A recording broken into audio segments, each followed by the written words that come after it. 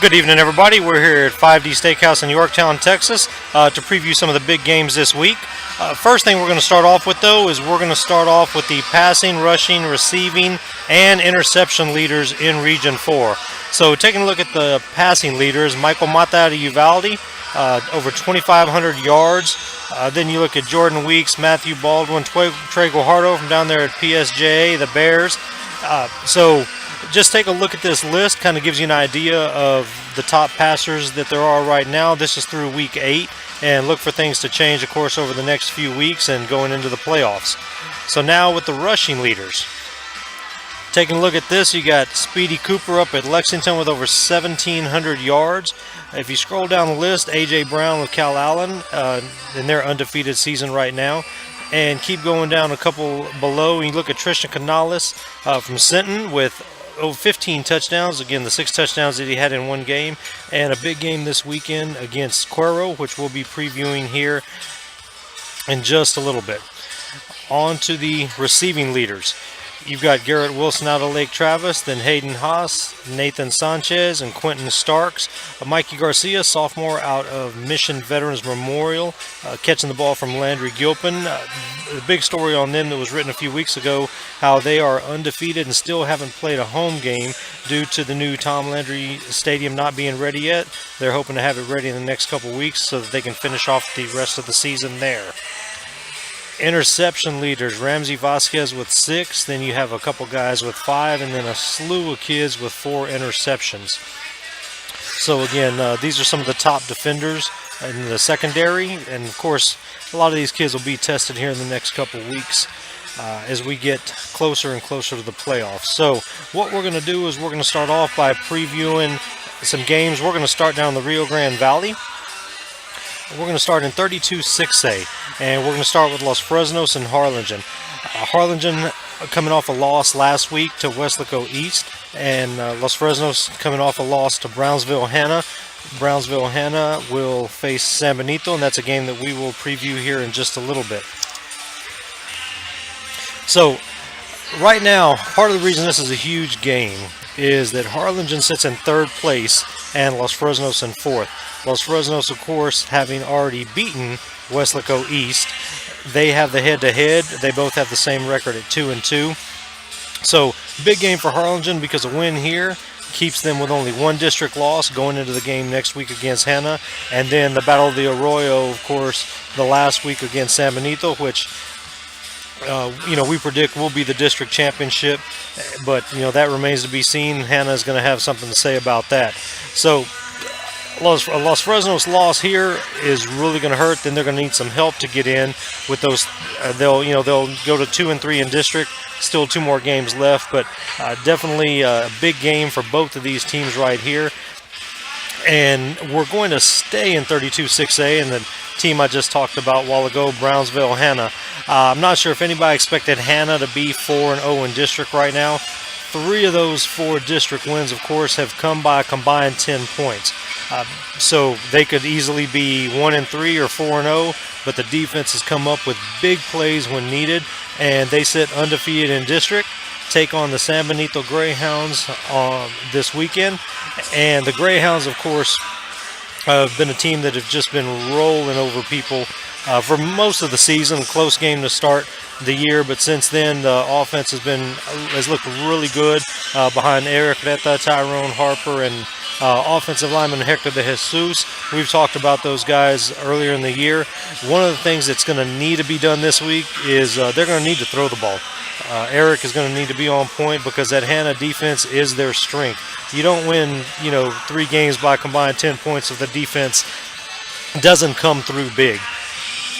So the last thing that San Benito is going to want to do is let Hanna hang around. They'll want to put this game away early. If you don't, Hanna gets some confidence. There's absolutely no telling what can happen after that. And, a Hanna win here could propel them to the district title, playing Harlingen next week. And then, of course, San Benito wins this one. They're going to probably be looking to win next week again and then face Harlingen in the Battle of the Arroyo, which could be for the district title depending on what happens next week. So staying down in the Rio Grande Valley, we're going to stay in Brownsville, but move down to 5A. Brownsville Lopez at 3-1 in district against Mercedes, and who are also 3-1 in district. Both those teams have losses to Brownsville Vets. Mercedes, of course, coming off another win against rival Ed Couch Elsa last week. Excuse me. The way this game is set up, the winner of this game will probably be the district runner-up. As far as seeding for the playoffs, it doesn't really make a big difference because Lopez will go Division 1 and likely be the 2 seed behind Vets. Mercedes, already having beaten Ed Couch Elsa, will go as the 1 seed for Division 2. Now, what does that mean for Mercedes? As everybody knows, you win the first round game, and that likely puts you in a second round game against Calallen. Mercedes played Calallen earlier this year, losing 35-7. Alice takes on Calallen this week. Of course, the Coyote faithful would love nothing more than to be able to knock Calallen off, ruin their undefeated season, and put a damper on those dreams of going back to the state championship game. Excuse me. Look for another heavy dose of A.J. Brown. We talked about him a while ago, one of the leading rushers in Region 4. Look for Calallen to try to establish the line of scrimmage, be physical. And again, on the defensive side of the ball, Leo Meady over there controlling the defensive line, the scrimmage, and just be physical with Alice. Of course, you know that Alice's forte is coming in, being a physical team the same way. So Calallen's going to want to, make sure that they can establish that line of scrimmage and, pick up yardage on first and second down, make for short third downs, or just continue to punch the ball going down the field, behind AJ. So now that, we've kind of been down in the lower valley, we're going to move up and go west. And Sherryland and Laredo Nixon. Sherryland sits tied atop 31-5A with an undefeated 5-0 district record, and tied with Mission Veterans Memorial. Again, we spoke about Landry Gilpin and Mikey Garcia earlier. So, in this game, with Sherryland and Nixon, Nixon is, by themselves right now in third place with a 4-1 record. So a win here would put them in a tie with Sherryland, and a big game looming next week between Sherryland and Mission Vets. So, Sherryland started off the year getting blown out by Weslaco East the first game of the year, and a lot of people thought that they might be in trouble. This may be the time that the split, how Sherryland and Pioneer, they now have 2 schools there, that this might be the year that the split really hurts them. Big win last week I believe it's the Snakeskin, I don't know if the Snakeskin Bowl or Snakeskin Classic, between the Diamondbacks and the Rattlers, and Sherryland, of course, beat Pioneer.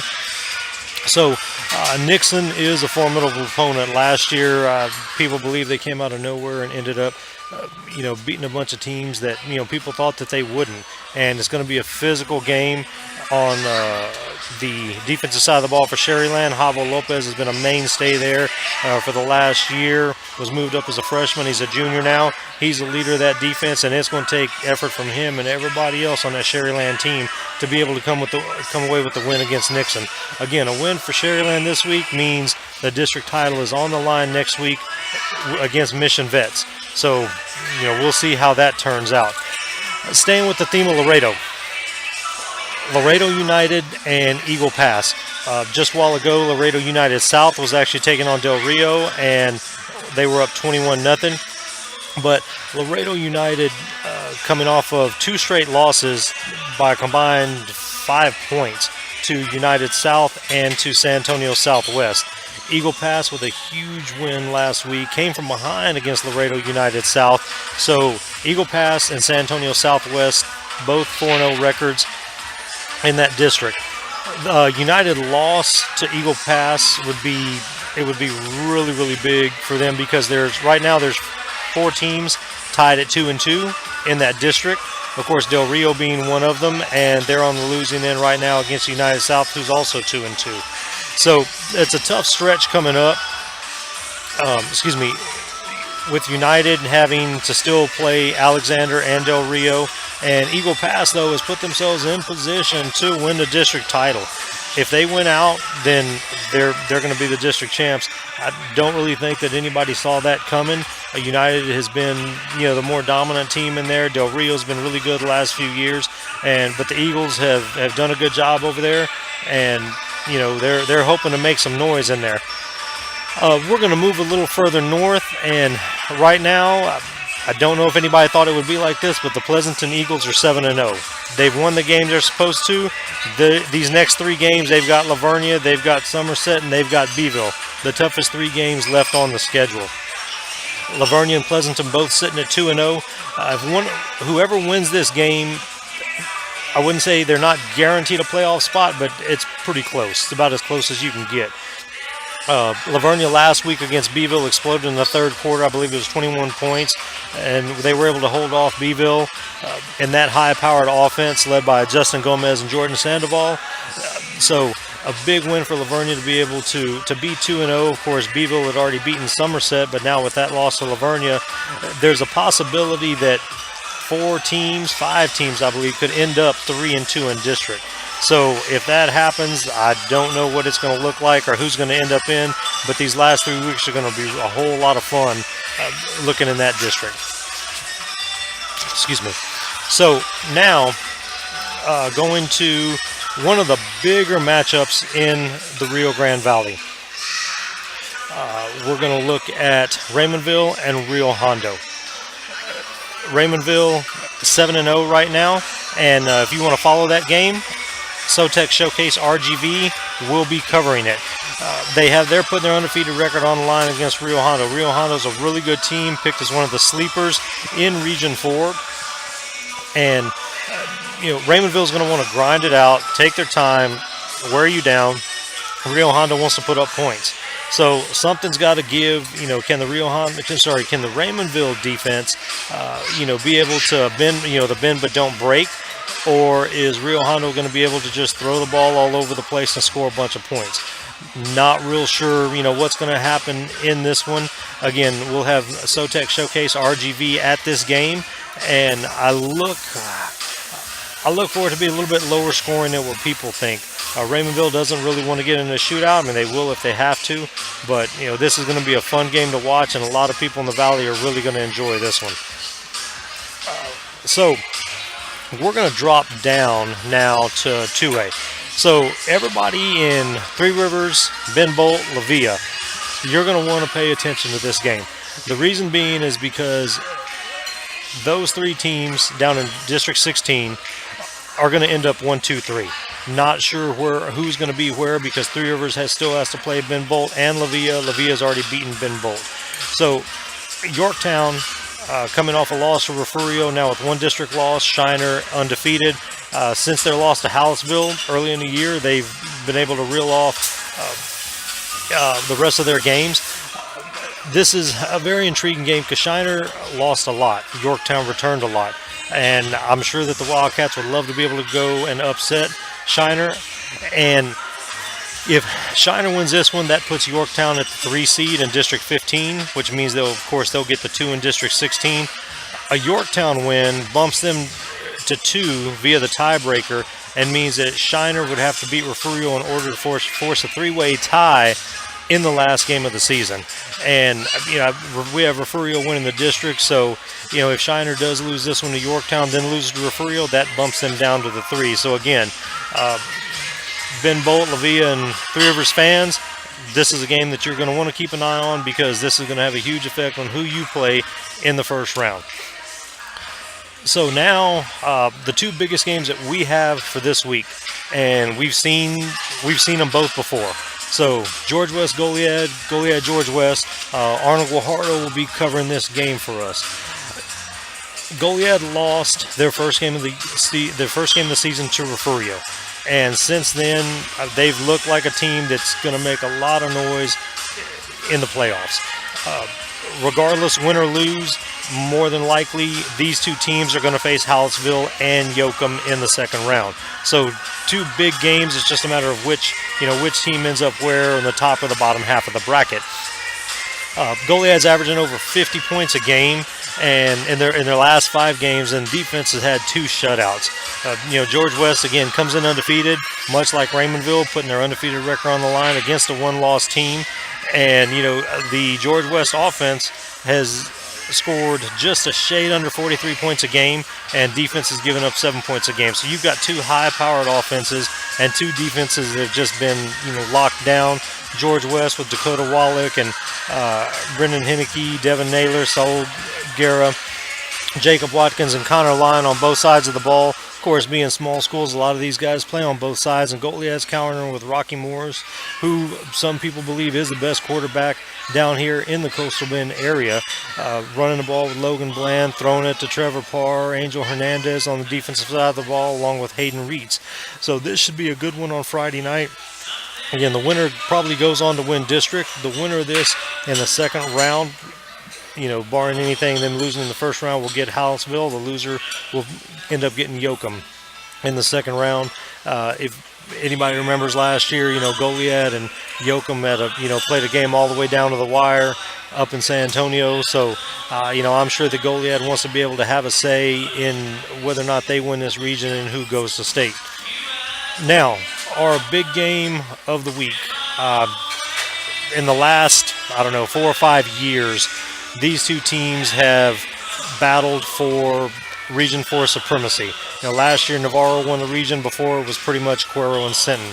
I'll be at this game tomorrow covering it. You can follow me at SoTech Showcase for updates. But, 6-0 against 6-0, both undefeated, both in the top 10 in the state. Drew Rimmenschneider leading that offense, averaging, almost 50 points a game. He's got Baylor commit Braylon Taylor to throw to.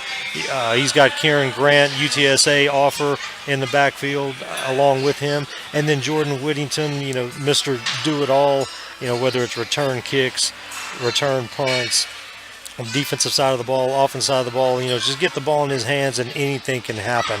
So, again, defensively also, linebacker John Rodriguez, he's going to be asked to step up and stop running back Tristan Canales. We talked about Tristan earlier, more than 1,300 all-purpose yards, over 20 touchdowns. And then on the outside, you look at UTSA commit Andrew McGowan, 6'3" wide receiver. It'll be interesting to see what Coach Allen and Coach Reeve do, whether or not they match Andrew and Jordan up on each other, on the offensive and defensive sides of the ball. Excuse me. Also defensively for Sinton, you look at Christian Best, Anthony Varial, Robert Hughes, and Daryl French. These guys have been huge all year long. Robert Hughes is going to have his hands full back there in the defensive backfield with these guys from Cuero that are going to be running routes all over the place. This is both offenses can score, as Sinton showed against Beeville and as Cuero has shown all year. Again, that potential matchup with McGowan and with Whittington will be something to see. Jordan has taken over games the past 2 years, when the occasion is called for it. And Andrew's done the same thing on both sides of the ball, especially last year in the Beeville game when he was asked to cover Waydell Jones and be able to produce on the offensive side of the ball. So now that we have these previews done, what we're going to go through and do is predict all of these games. Now, there is no guarantee we're going to be right. This is just, my opinion on things. And, we'll see how everything goes. We wish everybody, safe trip tomorrow. So, with game one, we're going to go with Los Fresnos against Harlingen, and we're going to take Harlingen in this game. The next game was San Benito and Brownsville-Hanna. I think the Greyhounds stay undefeated in this one, and Hanna takes their first district loss of the year. Brownsville, Lopez, and Mercedes. This is a toss-up. I'm going to go with Lopez in this one, that their defense is going to be able to do enough to stop that Mercedes offense. Alice and Calallen, the Wildcats roll, go on to 8-0 and continue to stay in the top 10 in the state. Laredo, Nixon, and Sherryland. I'm going to go with the Rattlers in this one and over Laredo, Nixon, and that'll set up that undefeated district showdown next week against Mission Veterans. Eagle Pass and Laredo United. I think the Eagles continue to roll, and United's going to have to win out after this in order to make the playoffs, so we're going to go with Eagle Pass. Lavernia and Pleasanton. I'm going to go with the Bears in this one, that their defense is going to be able to finally slow down. Somebody's going to slow down Pleasanton, and Lavernia is going to take this and continue to be undefeated in district. Shiner and Yorktown. This one I'm going to go with an upset and go with Yorktown over Shiner. Raymondville and Rio Hondo, same thing. I believe that in this one, Rio Hondo with a 5-1 record is going to stop Raymondville's undefeated season right now. Although I don't think this is really much of an upset, but records based, I'll say that it is, and we'll take Rio Hondo in this one. Goliad and George West, another toss-up. I'm going to go with the Tigers in this one and say that Goliad is going to come out on top, and will end up facing Houseville in the second round. And our big game of the week, Cuero and Sinton. I'm going to go with Cuero at home on this one. I believe this is going to be close. It's going to come down to the wire. And again, this is one where special teams, I think is going to make the difference in this game. So thank y'all for joining us tonight. Again, we're here at 5D Steakhouse in Yorktown. Anybody wants to come out and join us one night, they got karaoke on Thursday nights along with the pool tournament. And on Friday, February 24th, I know it's a second round of the playoffs, but they will be hosting Kyle Park here as well. So make sure you look into that. And we'll see y'all on Friday night. Again, we'll be at the Sinton and Cuero game there in Cuero.